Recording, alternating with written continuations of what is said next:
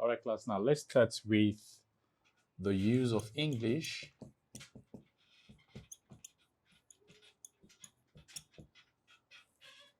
The use of English.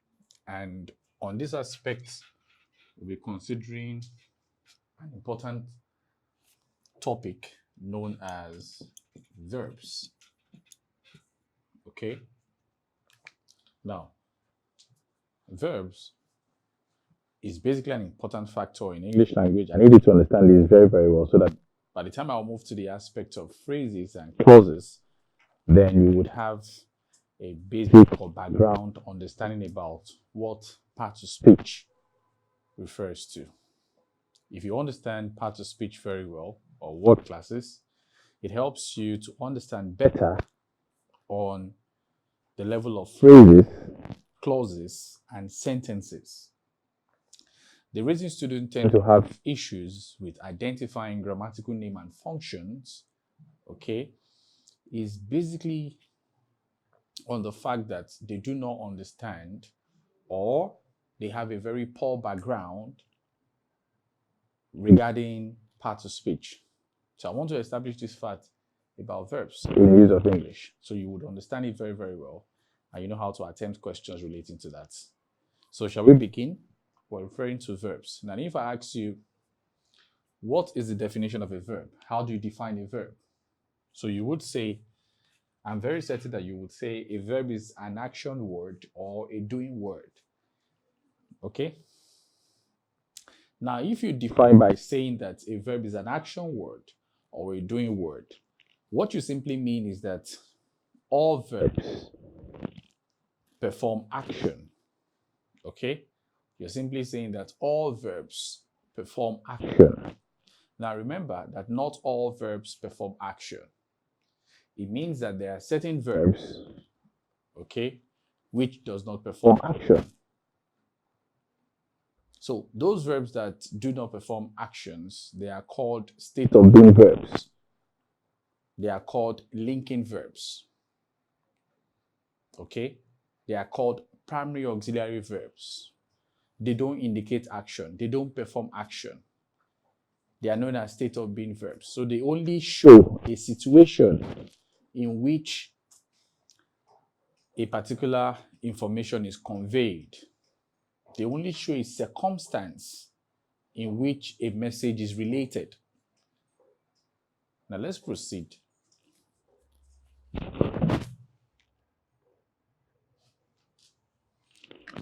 Now, looking at the definition, you have a verb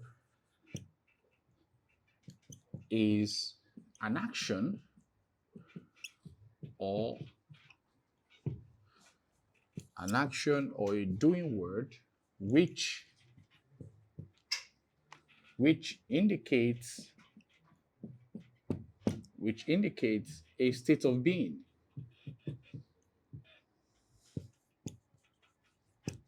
Now let me stress these two basic aspects, which are an action or a doing word. That is, a verb is an action or a doing word. Then also remember that a verb equally indicates a state of being. Now take note of this. An action or a doing word is known as a performative verb. Don't forget this. It's known as a performative verb. A performative verb. So an action or a doing word is known as a performative verb or a lexical verb. So by performative simply means that this is a particular verb that indicates action, that performs action. Can you say that now? So that is, by definition, a verb is an action or a doing word which indicates a state of being.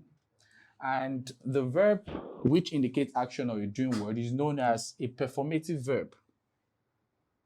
And what are performative verbs? These are verbs that indicate action. For instance, you could have jump, you could have sit, you could have run, you could have smile, you could have read.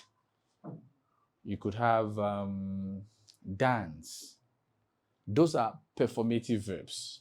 That is, the moment you make an utterance of such verb, you want the receiver to perform an action. The moment you say the verb, the receiver knows that he or she is meant to what? To indicate an action. And performative verbs or action verbs are independently meaningful. What do I mean by that? The moment you make the utterance, the receiver or the listener understands what you're saying. For instance, if I ask you, run, the single word run is comprehensively meaningful, which means you should know what I mean by run. Can you see the reason? It's different from a state of being verb. A state of being verb is not comprehensively meaningful. It means that for a state of being verb, you have to attach other elements, either a pre-modifier or a post-modifier to it. Now, performative verbs are action verbs. And examples of performative verbs, e.g., could be jump, for instance, could be run, could be dance, could be sing, could be sleep, and many more. Can you see that now? So these are examples of performative verbs. They are verbs that indicate actions. They show action. They are independently meaningful. The moment you make the utterance, whoever that hears it should know that he or she is meant to perform an action. Let's proceed to the next part. State of being verbs. State of being verbs.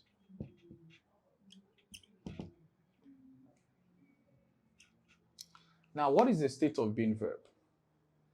This is particularly a verb which does not indicate any form of action. It doesn't show action. It only reports to you about a circumstance in which a particular message is conveyed. Let's look at examples of state of being verbs, for instance. Now, in state of being verbs, examples are is, for instance, am, you have was, you have were, you have are, you have be, you have been with ing, and you equally have been with en. Now, take a look at state of being verbs. These are examples of state of being verbs.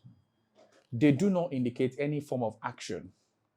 They only report the situation in which an action is performed or a situation in which a message is conveyed. If you have, for instance, the boy is here, the boy is here, for instance, the boy is the subject, which is the identity. Is refers to the verb. And what type of verb? State of being verb. Or you can regard that as primary auxiliary verb. Why here is making reference to an adverb of place. So is not trying to tell you that the boy performed any particular action. The sentence is trying to report to you that something is happening, and which is what? That the boy is present. So it helps to convey particular information to you. That's what it does. It sends or conveys a particular information to you. I hope that is clear to you. Now, these are the two basic aspects of the verb that I need you to understand. The two basic aspects of it that I would like you to understand. Very, very important. Now let's proceed. In my last class, I was able to tell you to indicate the tense. To indicate the tense for me and the number, which you did quite well. I also need to stress this aspect. Okay? Let's look at it. What is the difference between being in ing form and been in en. What is the basic difference between the two? I want to see how you could attempt this. What is the basic difference? Now let me explain that to you. Now you have the first one, be-ing, okay? And you have the second word, be, the second one, ben.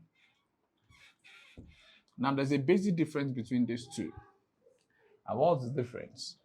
You have be plus ing, okay? And you have be plus en. Is that okay? And of course, you know that the be indicates present, okay? And ing indicates continuous. I hope that is clear to you. The be indicates present, and the ing indicates continuous or progressive. Now, if you proceed to the next part, okay? Now, be can indicate past as well too.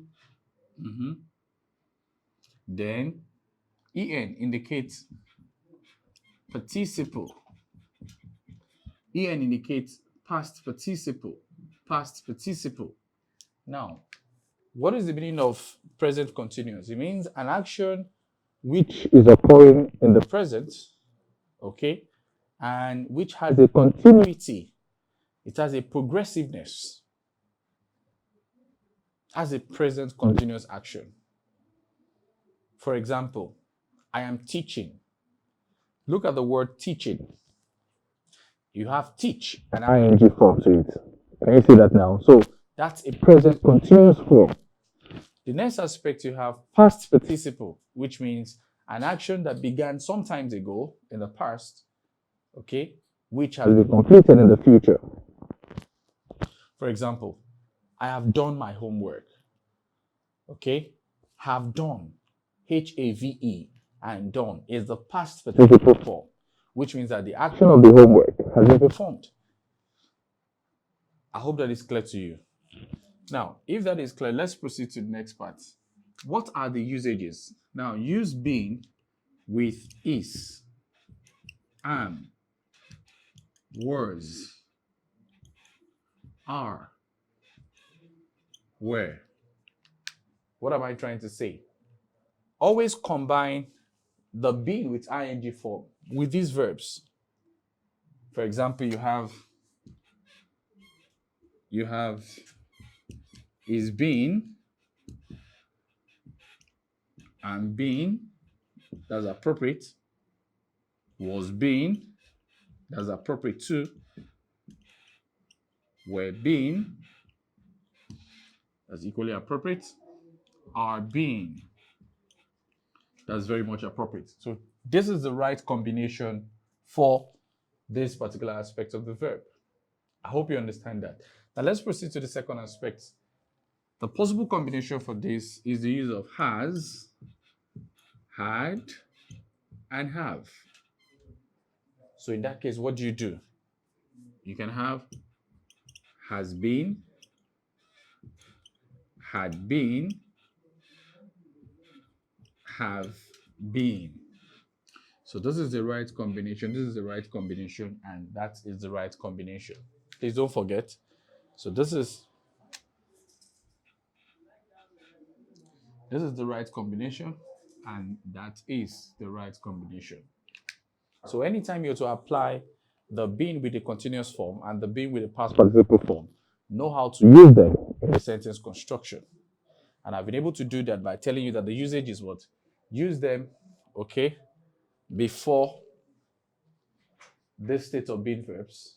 For instance, is being, that's correct, and being, that's correct, was being, that's correct, were being, that's correct, are being, that's perfectly correct. Now the next one, the being with the en, that's the past participle form, always use it with has, had, and have.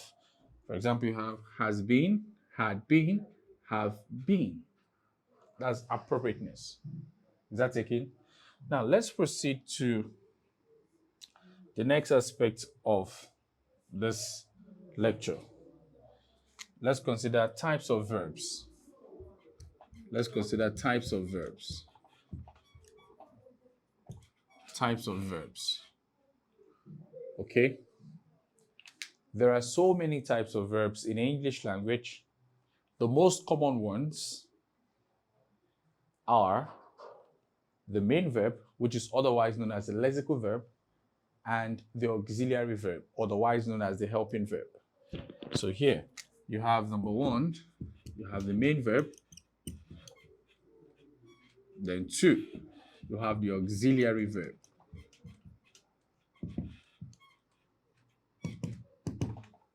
So you have the main verb, which is the first aspect, and you have the auxiliary verb, which is the second aspect.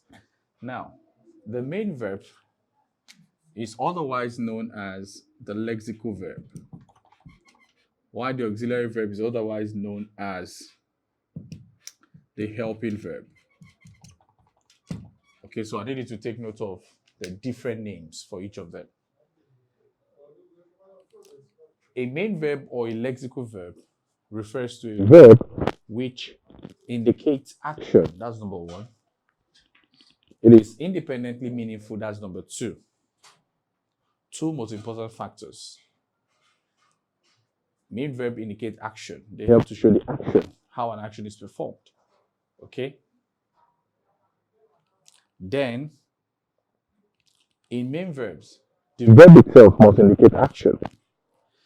In auxiliary verb, as it is, auxiliary is divided into two forms. We have the primary auxiliary verb and we have the modal auxiliary verbs. Now, let's look at, remember that for the main verb, these are the examples. These are examples of main verb. Jump, run, dance, sing, sleep. A main verb is an action verb, is a performative verb. It helps to indicate an action or a doing word. While the auxiliary verb or the helping verb are divided into two forms. The first form is known as the primary auxiliary. The primary auxiliary verb. Then the second part is known as the modal. That's the modal auxiliary verb. The modal auxiliary verb. Is that taken? Now, the primary auxiliary verbs, okay, our example with is, okay, am, was, are, were. Then you have the be, then you have been, and the being.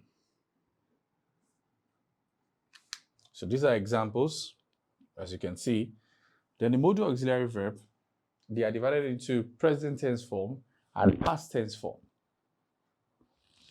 Now, the modal auxiliary verb you would have, this is the present tense form and this is the past tense form. So the present tense form here, you can have words like can as the present tense. The past tense form is could. 2, you have shall as a present tense. Past tense form is should. 3, may as a present tense form. Past tense form is might. 4, you have a word as will. The past tense form is would. Then you have 5, dare. 6, need. 7, you have an example such as ought to.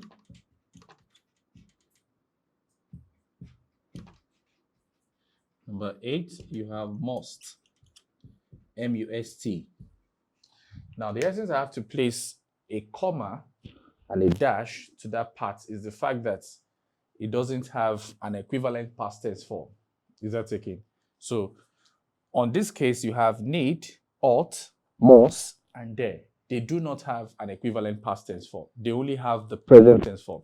So, the present tense form of these verbs are only present. Okay? Now, look at the other part, can, which is the present tense form of the verb. The past tense form is could. Then you have shall, is the present tense form. The past tense form is should. You have may as the present tense form. The past tense form is might. Then you have will as the present tense form. The past tense form is would. Is that taking? Now, for the rest of this, from number 5 to number 8, where you have there, need, ought to, must, they do not have an equivalent past tense form.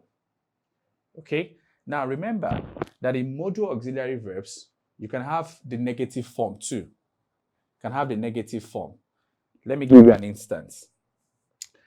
Let me have the negative form in this case.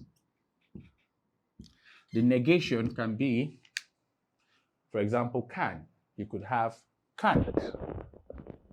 Okay. Could. You could have couldn't. Then let's proceed to the other part where you have shouldn't.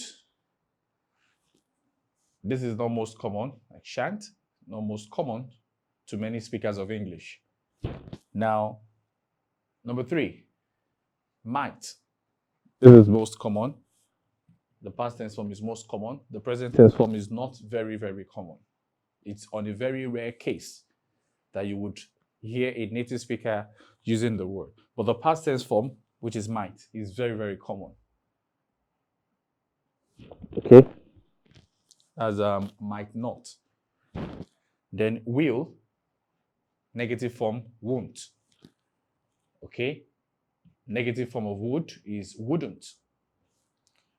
Daren't, and need not, ought not to, mustn't. So you can see that even the modal auxiliary verbs that do not have an equivalent past tense form, they possess the negative form. They possess the negative form. So please take a look at what I've explained so far. I started by defining what a verb is for you by trying to show the differences too, which is that not all verbs perform action in English language. There are some verbs that simply indicate a state of being. And I gave you an example of those verbs, such as is, am, was, were, are, and the rest of them. Then I proceeded to tell you that the action verbs are otherwise known as performative verbs. What are performative verbs? Verbs that indicate the specific action. You have jump, run, dance, sing, and the rest of them. Here, there's a clarity between being and being, all right? That I'm able to tell you the differences. Be here indicates the present tense form, then ing form indicates the continuous form. That's to indicate that the action is in present and it indicates continuity of it. Is that taken? Then there's an example to indicate a combination of this verb. Please, anytime you're to write, ensure to use this combination. Is being, and being, was being, were being, and are being. That's the right combination. Then, look at the being with the past participle form. Now, anytime you come across en or en ending a word, the suffix en ending a word,